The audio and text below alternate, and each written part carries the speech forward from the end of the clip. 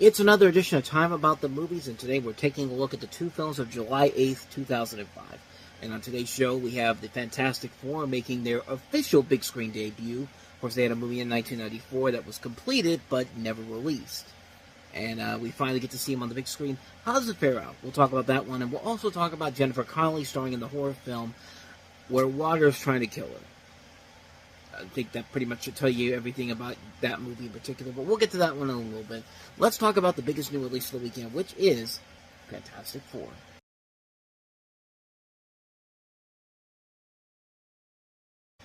Yeah, that may have looked cool. The movie, not so much. But at least it was better than the 94 movie, and I guess it's still the best Fantastic Four film we have. But then again, like I said at the end of the last show, Fantastic Four, the reboot from Marvel Studios, comes out next year, so hopefully, so likely it won't be that for too much longer. But was this movie worth it? Well, we have the story of Reed Richards, played by Ewan Grufford, who's a brilliant but timid and bankrupt scientist who's convinced that evolution can be triggered by clouds of cosmic energy, and has calculated that Earth is going to pass one of these clouds soon. Together with his friend and partner, the gruff yet gentle astronaut muscleman Ben Grimm, played by Michael Chiklis, Reed convinces his conceited MIT classmate Dr. Victor Von Doom, played by Julian McMahon, now CEO of his own enterprise, to allow him access to his privately owned space station. Von Doom agrees in exchange for control over the experiment and a majority of the profits for whatever benefits it brings. He thus brings along Sue Storm, played by Jessica Alba, her shy, though assertive chief genetics researcher and a former lover of Reed's, whom she had an acrimonious breakup, and her diametrically opposed brother, Johnny, played by Chris Evans, the maverick and hot-headed playboy pilot. The astronauts make it home intact, however, before long they begin to mutate, developing strange and amazing powers as a result of their exposure to the cloud. A lot of people really hate this movie. It's considered by many as one of Marvel's worst movies in general, but again, I wrote this review that I'm telling you about before we got the Fantastic movie, and yeah, that movie takes the cake right now. You know, people like the late RMAC21, he did a video on his DVD collection and said this was one of those movies that made him almost give up on superhero movies because of how bad it really was, but, I mean, I don't know. I don't think it was really that bad at all. I don't love it. I just think it's kind of forgettable. I mean, it's a movie where the biggest problem is that it gets way too cartoonish and comedic for its own good. When you look at the X-Men, Spider-Man, or even the Iron Man movies, they have funny moments, but at the same time, they balance out the comedy and the action so they can steer away into one or the other. Here's just going for some comedy and some really, really bad comedy, like Two and a Half Men style comedy, where you're just waiting for a laugh track to appear so you know when to laugh, even when what's on screen is not really funny at all. The casting overall is a very mixed bag. Ewan Grufford and Jessica Alba are just so bland and uninspired as Reed and Sue. They bring absolutely nothing to the roles at all, except Jessica Alba's Sue Storm, because, there's got to be a scene where she's got to get naked and take her clothes off because she can be invisible, and then the invisibility's got to wear off. Look, she's naked. PG-13.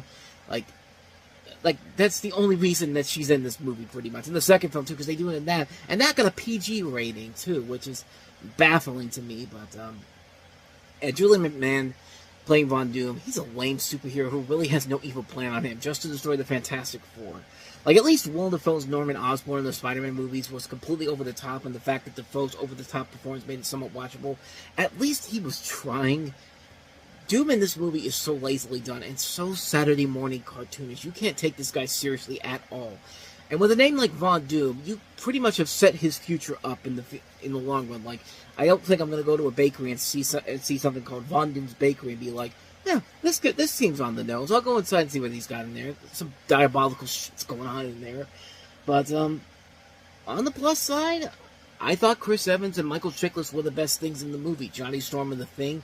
The chemistry the two have with them actually worked. Both of them really understood what characters they were playing and have fun in those roles, which is more than I could say for everyone else in the movie. I mean, I like that Michael Chiklis is there as the Thing. It's pretty much a practical costume, but it still works. Chris Evans, of course, would later go on to become a much better-known superhero in Captain America, but he even got a reprieve recently in Deadpool and Wolverine, which just came out not too long ago as I'm recording this. But I also think the problem with this comes in the director, too. This is Tim Story, who directed stuff like Barbershop, Think Like a Man, and Taxi. We just looked at that movie not too long ago. He had never directed an action movie before this came out. He had no real reason to tackle a big action movie like this until he was more experienced. I mean, I'm also willing to bet he never read a Fantastic Four comic before, much like kind of how Tim Burton never read a comic before directing Batman. Like, put it this way, I think he put more effort into making the Tom and Jerry movie, the fun film that was, than making this movie. I mean, that should tell you something right there, that he puts more effort in Tom and Jerry than he does in Fantastic Four. That's pretty much that tells you everything you need to know. Like, the action sequences, I think, are nicely done. The final fight scene, though, pretty disappointing when you really think about it. The CG effects are pretty bad. I mean, like, you look at it nowadays and it's just like, yeah, this does not hold up well at all. The music literally feels like they were taking the score from Lethal Weapon in some spots, especially in the theme for the Fantastic Four. It's just like, why of all things you gotta rip off Lethal Weapon of all things? And there's a really lame, tacked-on end scene in the credits, like, one of the cheapest ploys for a sequel ever, because we can't really kill Doctor Doom. I mean, why would we want to do that? Because, like, he's the main bad guy for the Fantastic Four. Like, okay, well, I'm sure the Fantastic Four have other villains they could face besides Von Doom, and the way they do it in this is just so lazy. This really could have been an epic movie had they gotten the right director who knew how to make this work, like what Sam Raimi and Bryan Singer did with Spider-Man and X-Men, but here they don't even try. Only a few of the actors actually do a good job here, while everyone else is kind of half-assing it and not giving it crap whatsoever. It tried way too hard to be more comedic than action-packed. It's lazily done. The villain's pretty lame. It's a forgettable movie. And nevertheless, it was a big hit. I mean, it did eventually lead to a sequel that came out a couple years later, so the hope is that they could build a better product on that, right? Well, we'll eventually get to that one, but like I said, I've got a lot of hope now for the Matt Shankman movie coming out next year. It seems like the casting is pretty good. The idea that it's going to be a period piece seems like a ton of fun, because that director, Peyton Reed, Peyton Reed was the person who was originally going to direct it, but, a period piece 60s Fantastic Four movie sounds like a really cool idea, and this is the same director that did WandaVision, so I'm very highly optimistic to see this movie work, and hopefully it will work in general. Robert Downey Jr. as Von Doom, though, interesting. I'm not going to be one of those people that say it's a bad idea because Robert Downey Jr. is a terrific actor, but that just feels like weird casting to me. I'm going to give it a chance, but I gotta think it's got to be better than any of the movies we've gotten before that comes out. One would think, but we will see when that comes out next year. But Fantastic Four, just meh. Yeah, just math. So let's go ahead and take a look at the last movie we have here, and that is Jennifer Connelly, also John C. Reilly, in the horror film Dark Water.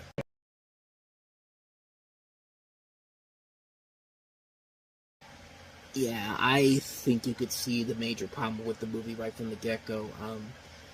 Yeah, it's hard to make water scary. I'm sorry, it's never going to happen. There was a movie that came out in the 90s with Pierce Brosnan. It was like a terrorist thriller where terrorists tried to use water that had explosive things in it. That explosive water to make it look scary. Water will never be scary. No matter how hard you try, it will not be scary. But this movie says, oh yeah, motherfucker. And yeah, they didn't do it. But in this movie, Jennifer Connelly and her daughter move into a rundown apartment on New York's Roosevelt Island. She's currently in the midst of a divorce proceedings, and the apartment, though near an excellent school for her daughter, is all she can afford.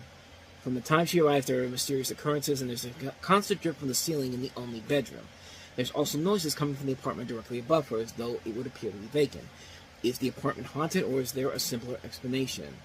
The simpler explanation is that this is a lazily put together horror movie. I don't care if you got to put the thing from the author of The Ring, but no, The Ring was a scary movie. This was not. This is a lazily put together movie. You won't believe who directed this. The director who did the Motorcycle Diaries before this. They got that director to do this, Walter Sales, and man, this just didn't work. This is a really, really bad movie. Like, all the cliches are in here.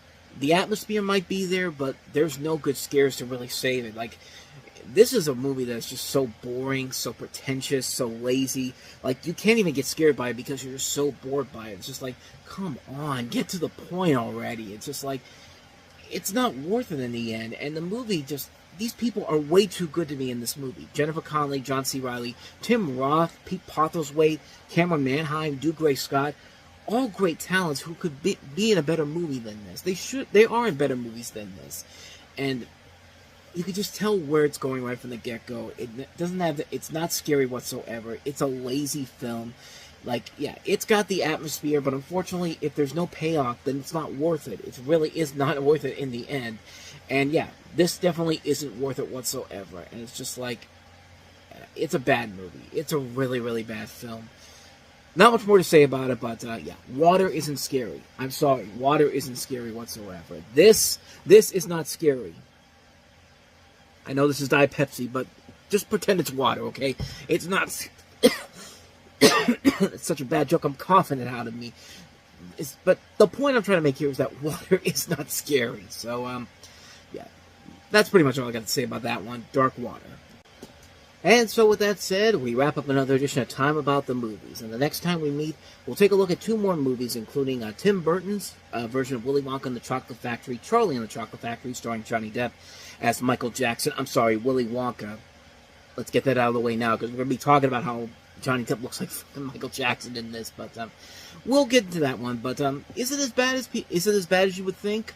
Actually, you might be kind of surprised by it, but we'll take a look at that. We'll also take a look at Owen Wilson and Vince Vaughn in the R-rated comedy hit Wedding Crashers. We'll take a look at those 2 big new releases on the next episode. That'll be tomorrow. But until then, thank you so much for watching. And if you want to see more videos like this, please hit the place on the next page. Check out the previous episode. And also, don't forget to hit the like, subscribe button, and the notification bell. Since I made that video in the beginning, the last couple of days, we've actually seen our subscriber count go up a little bit. We're closing in on 4,000. We're right near about 20 people away from 4,000. So if you could please hit the like, subscribe, and notification button, it'll help us get there, and I can stop putting that intro in the beginning there, and I won't bother you about that again until we need to get to 5,000 subscribers. I will say that. But coming up a little bit later tonight on Time About the Movies Flashback, we're flashing back to December of 1987, December 11th to be exact, with 4 movies on there, looking back in 87, including Danny DeVito and Billy Crystal in Throw Mama from the Train, Michael Douglas, Charlie Sheen, and Daryl Hannah in Oliver Stone's classic Wall Street,